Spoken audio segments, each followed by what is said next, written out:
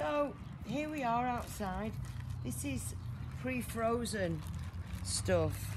I blend it, and I'm lucky enough to have great neighbours who keep me all their scraps, and this is actually frozen, just defrosting a little bit. I'm just going to feed my bins and show you what you think in the comments below about whether they're too wet, whether they're... I actually need to know whether it's time to start harvesting the castings. Some of these have been a few months. I've sold a few to fishermen, different people. But if you want to have a look at what I've got here,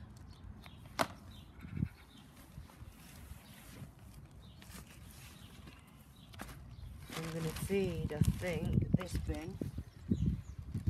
See, this is the one that I've got that's probably got the least, I would say the least worms in this bin, but there's still big worms.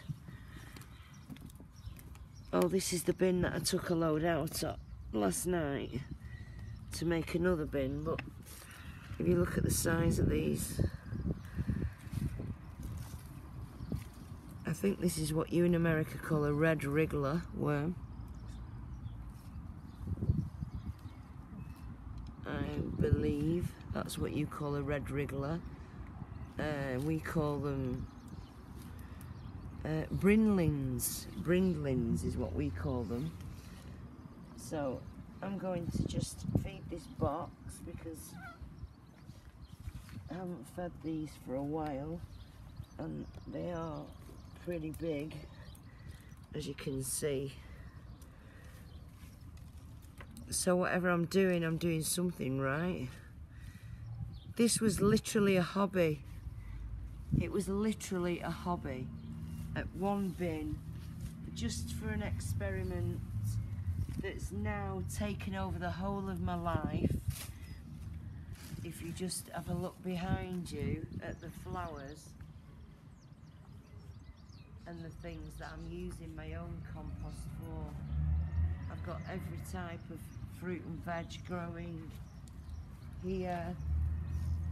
This is another outside compost bin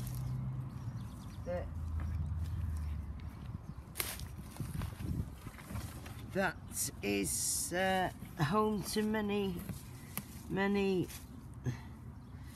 worms, and really when I only put a handful in here, so this bin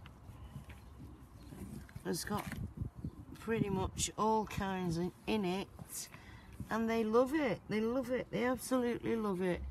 I'm a bit frightened of wasps. It's okay. Thought it was a wasp. The heat inside there is absolutely horrific. I don't even know how they're withstanding this, but they certainly are, and they're very happy.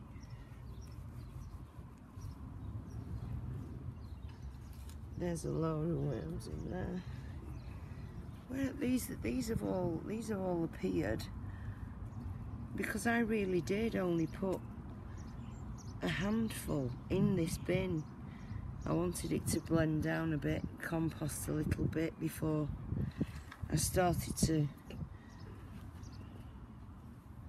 I mean, there's no shortage of worms in there. Even though the heat in here is, I mean, you can feel it. I can feel it through my gloves. It's quite warm. I bet it's 80 degrees in there. See the smoke. See the heat coming up. The steam. These worms are super worms. They literally will withstand anything. I recommend, if you're going to go and get composting worms, you need brindlings or red wriggler worms, as they call them in America, because obviously I probably get more views from America than from here. That's what normally happens. So that's my outside bin. this is a brand new bin. Anybody that's got any ideas for this would be gratefully received in the comments section. I'd love an idea for this. I was just gonna stick some big holes in, and there's an incline just by my shed, which I could use to roll the said bin down the incline with some 4 or 5 inch nails in to keep them composting and just cut a piece from the top, so I can reach inside and get the necessary compost needed. But yeah, that's my outside compost heap. That's it was actually about 6 foot tall last night when we'd finished it. It's now half that size. It's breaking down absolutely fantastically, and for what I said was a hobby that's taken over my life, I absolutely love it. Absolutely love it. I recommend anybody to breed worms and to start doing their own vermicomposting.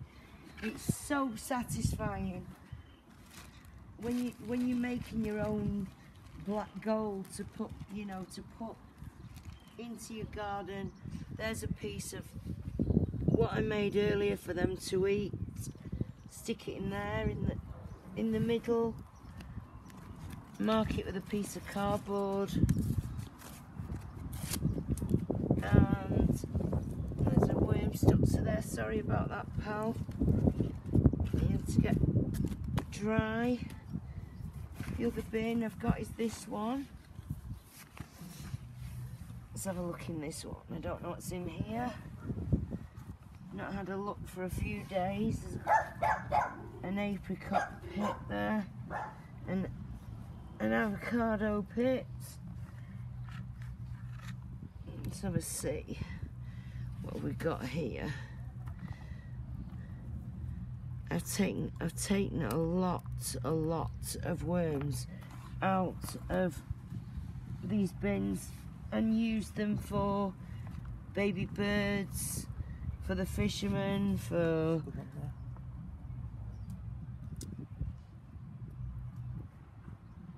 I mean, these are absolutely fantastic, fast moving. Look at these. There should be worm races. Why are there not worm races? Why are there no worm races, Lee? No clue. These things can really shift. Look, they can travel huge distances in no time at all. So that's food for this one. Just dig down there, put it in there for them. That's already got eggshells built in. Any of these bins that you think that might need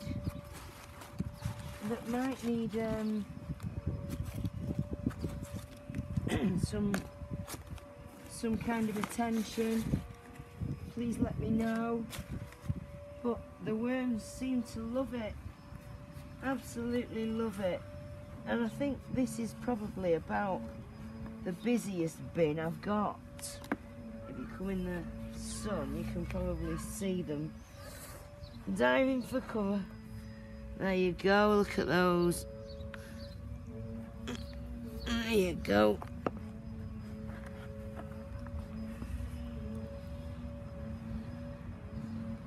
I don't think I'm having a problem with the breeding. There's a worm cast. There's eggs all over there. Can you see the little green? See the tiny green things?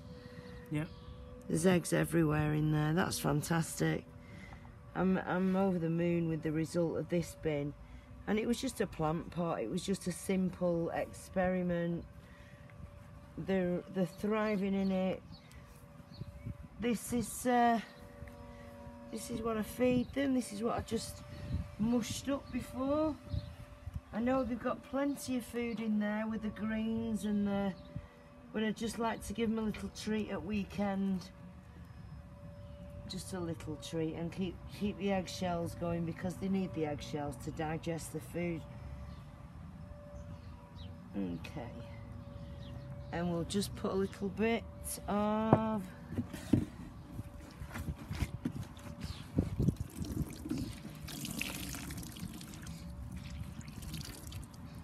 slightly dry in there. So for something, folks, that turned out to be quite a good income actually from a hobby, I'd recommend it to anyone. Absolutely, give it a go. Get some worms today. Inbox me, message me, get in touch with me any way you can. Thanks for watching. See you again. Jojo, the crazy worm lady from Britain. Bye now.